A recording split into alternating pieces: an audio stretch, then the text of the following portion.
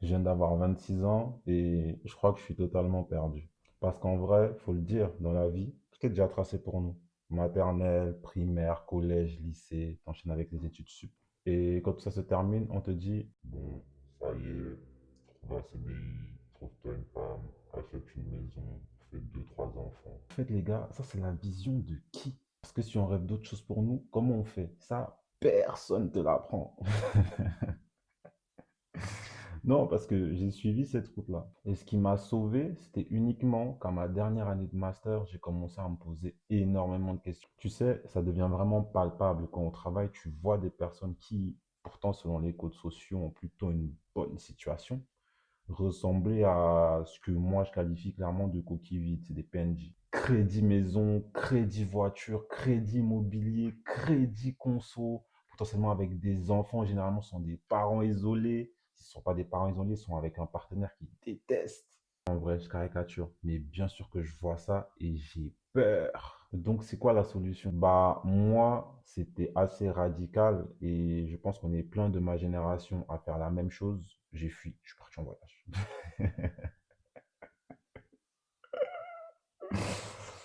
Clairement, là, j'ai taillé. Je me suis dit non, là, c'est trop pour moi, je peux plus supporter.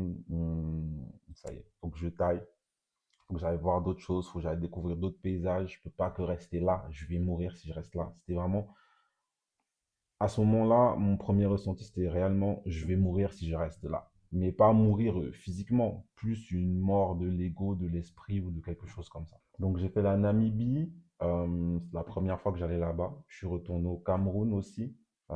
J'y étais pas allé depuis genre 2012. Et j'ai terminé cette année un peu sabbatique en travaillant en Guadeloupe quelque temps. Ça, c'était incroyable aussi. Franchement, j'ai kiffé, hein. Je vous promets, j'ai kiffé, j'ai kiffé, j'ai kiffé, j'ai kiffé. Mais je vous garantis que c'est pas la bonne solution. Pourquoi? Parce que quand tu reviens, tous les problèmes que tu as laissés ici, ben, ils t'attendent. Ils étaient partis, eux, ils n'ont pas bougé, ils t'attendent. Tu vas faire comment? Faut gérer maintenant. Et même là où c'est plus vicieux selon moi, c'est que pendant que tu es à l'étranger, face à de beaux paysages, dans des contextes et des cadres de fous malades, ton cerveau est toujours en mode quand ça va finir, qu'est-ce que tu vas faire de ta vie? Mais Seigneur, laisse-moi tranquille. Laisse-moi tranquille. Le pire dans tout ça, c'est qu'il a raison. Parce que quand tu reviens, bah, les problèmes que tu as laissés, techniquement, sont toujours au même endroit. Et je ne sais pas pour toi, mais moi, je suis pas un enfant de milliardaire. Donc ça veut dire qu'à un moment donné, il faut revenir dans le vrai monde. Et généralement, c'est à ce moment-là que certains craquent. Trop de pression, Babylone les a eus. Peut-être qu'elle finira par m'avoir aussi, hein, on ne sait pas. Mais pour le moment, je suis clairement trop occupé à essayer de construire un écosystème autour de moi que de me préoccuper de la pression qu'on me met du côté de Babylone. Tu vois, certaines personnes te disent qu'elles sont nées artistes. Enfin, j'étais petit, je dessinais des trucs de fou, etc. Moi, je sais pas. Moi, vraiment, je sais pas. Mais ce dont je suis sûr, c'est que je suis capable de le devenir. Oh là là, c'était tellement dur à dire ça.